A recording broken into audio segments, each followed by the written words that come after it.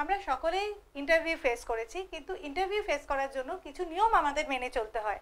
এবার আমি আমার নেক্সট টপিক, আমি কি করে ইন্টারভিউ ফেস করা যায় সেটা আপনাদের বোঝাবো। এখন আপনাদের সাথে আলোচনা করব কি করে আমরা ইন্টারভিউ ফেস করব, তার উপরে কিছু বিষয় আমরা কিছু পয়েন্টস লিখেছি, সেটা আপনাদের সাথে এক্সপ্লেন করব আপনাদের সামনে। Number 1, organise all necessary documents and testimonial.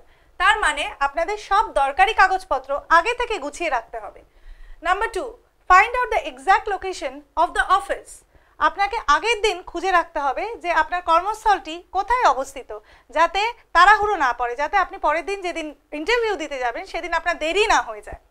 তৃতীয়, ওয়্যার ফর্মাল অ্যাটায়ার।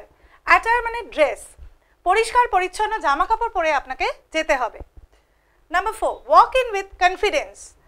মনের জোর আপনাকে রাখতে হবে। যখন আপনি একটা ইন্টারভিউ ফেস করতে যাচ্ছেন তখন সবসময় আপনার মনের জোর আপনার সাথে থাকতে হবে। B polite, patient and cheerful.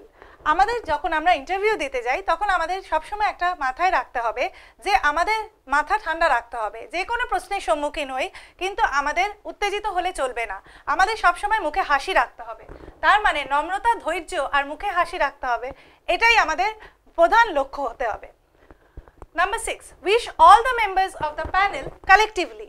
তার মানে যারা ওখানে বসে থাকবে সবাইকে আমরা একসাথে সম্বোধন করতে হবে, একা একা আলাদা আলাদাভাবে নয়। যেমন সবাইকে একসাথে সম্বোধন করতে হবে, যেমন গুড মর্নিং জেন্টলম্যান।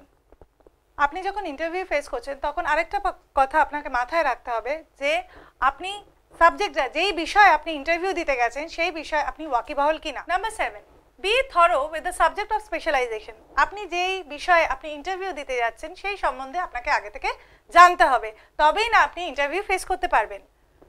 আপনার বিষয় সম্বন্ধে ওয়াকিবহাল থাকতে হবে। Number 8, be alert when you are facing the interview. আপনি যখন ইন্টারভিউয়ারের সামনে বসে আছেন তখন আপনার মাথা ঠান্ডা করে সেই প্রশ্নগুলো উত্তর দিতে হবে, সতর্ক থাকতে হবে ইন্টারভিউ যখন আপনি দিচ্ছেন। Number 9, do not place your hands on the table. তার মানে কি, আমরা যখন ইন্টারভিউ দিচ্ছি আমরা কমফর্টেবলি বসতে হবে আমাদের। আমরা এদিক ওদিক হাত পা না নাড়িয়ে আমরা সবসময় হাতটা আমরা হাঁটুর ওপরে দিয়ে বসবো, টেবিলের ওপরে যেন হাত না রাখি, হাত টেবিলের ওপর রাখবেন না।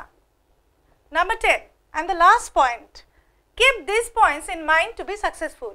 এই আলোচ্য পয়েন্টসগুলো আমি যেগুলো ব্যাখ্যা করলাম সেটা মাথায় রাখলেই আপনি সেই ইন্টারভিউতে কৃতকার্য হবেন, সেখানে সফল হবেন।